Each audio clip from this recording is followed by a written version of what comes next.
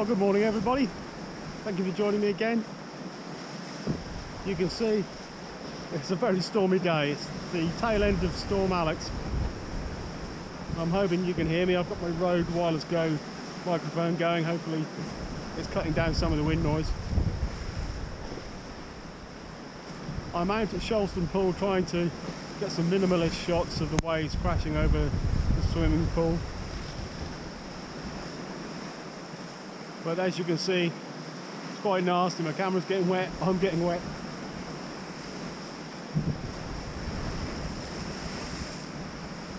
But it's good fun.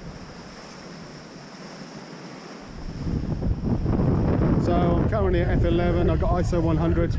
I've got a variable ND filter on, which is slowing the shutter speed down to about 4 seconds. I've taken a few shots from down by the side of the pool, but I was getting too wet, so I've come up with a telephoto lens to the top of the hill here and see what I get.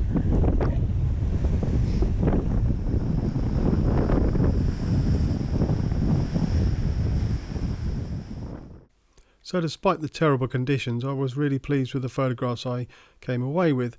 This first one, you can see I'm down by the pool. The camera settings were f11, which gave me a deep depth of field.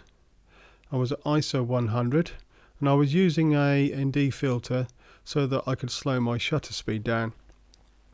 Now the shutter speed depends on what type of shot you're going to get. The slower the shutter speed, i.e. I don't know, 20-30 seconds, you're going to get a very smooth looking sea and very minimalist. This shot was taken at 5 seconds, which gives a little bit of texture in the waves, but still gives you a crisp image on the railings that you can see. One of the problems I found on this day was that even with a half decent tripod, the wind was such that it was making it move very slightly, and the longer the shutter speed, the more blur you could see. So I opted for a shorter shutter speed, and I was using between sort of 2 and 5 seconds. And I'm happy with the shot I got. Something to note in the background, you can see the coastline looking round to Hope's Nose and Torquay. You can see Thatcher's Rock in the middle of the shot. And also just to the right of that, you can see one of the cruise liners that are currently anchored in the bay due to the pandemic.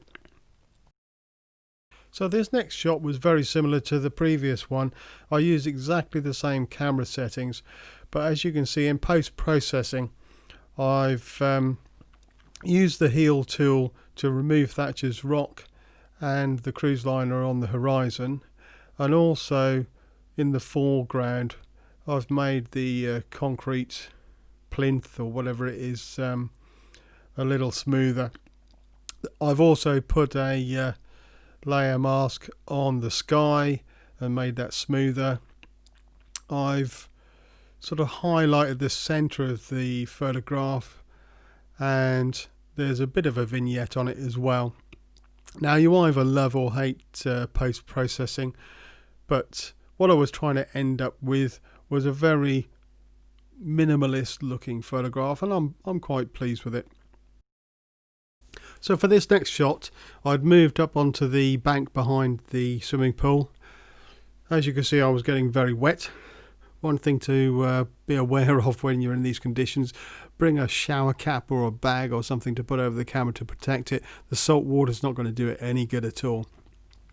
Or, as you could see what I did, I'd set my camera settings before I got to the position, ran in, focused and ran out again. Now this shot was taking at similar settings, but I'd changed over to my 70 to 350mm Sony telephoto lens, but I was still at f11 and 5 seconds and ISO 100. So I'd focused in on the corner of the swimming pool, and the waves were pretty much the same. You can see the effect is pretty much the same. The only thing I did in post-processing was to sharpen up the railings a little bit, because as I said before, the camera shake using the tripod with the 350mm lens was actually more accentuated. But I'm quite happy with the photograph. So this next image is actually the same as the last. All I've done is applied a square crop to it. Some of you might like it, some of you may not. At the end of the day, what you've got to remember is that photography is a creative art form, and you really need to take the photographs that you're happy with. I think I'd probably prefer the previous image, but it's good to experiment. And that's the only way you're going to learn and maybe come up with that one image that everybody wants to have hanging on their wall. Although I wouldn't go chasing that personally. I think it's much more rewarding to find something that you like.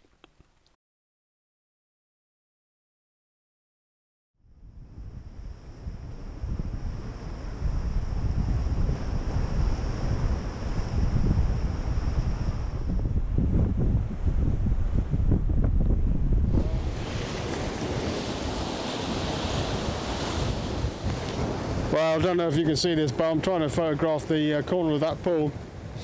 Maybe make that into some sort of shot.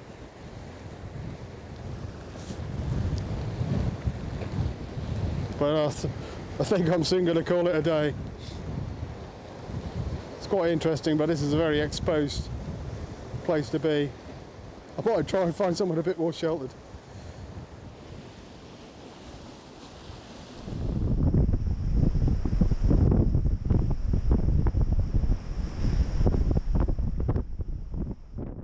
So this photograph is really a little bit different.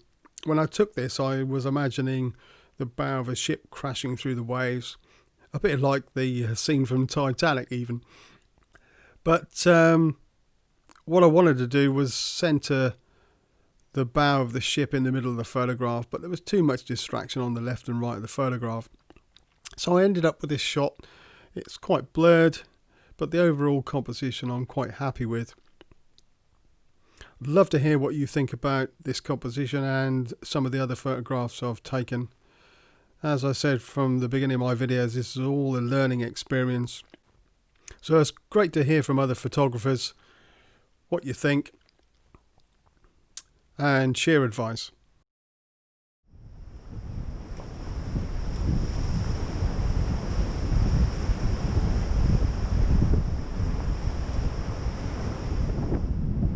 Well, that's probably it for now.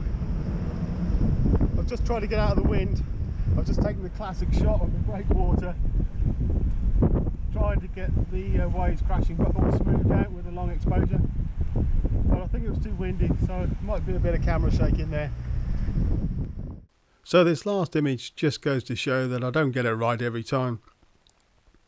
In fact, the majority of my photographs end up on the cutting room floor, as they used to say.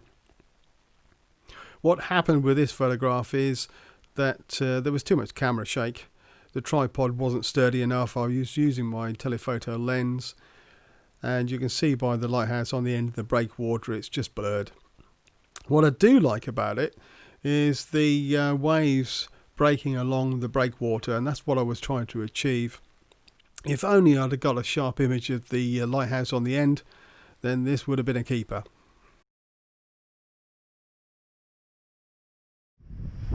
Anyway, thanks for watching. Sorry it's been a bit of a odd video, but thanks for watching, and I'll see you again next week. But for now, cheerio.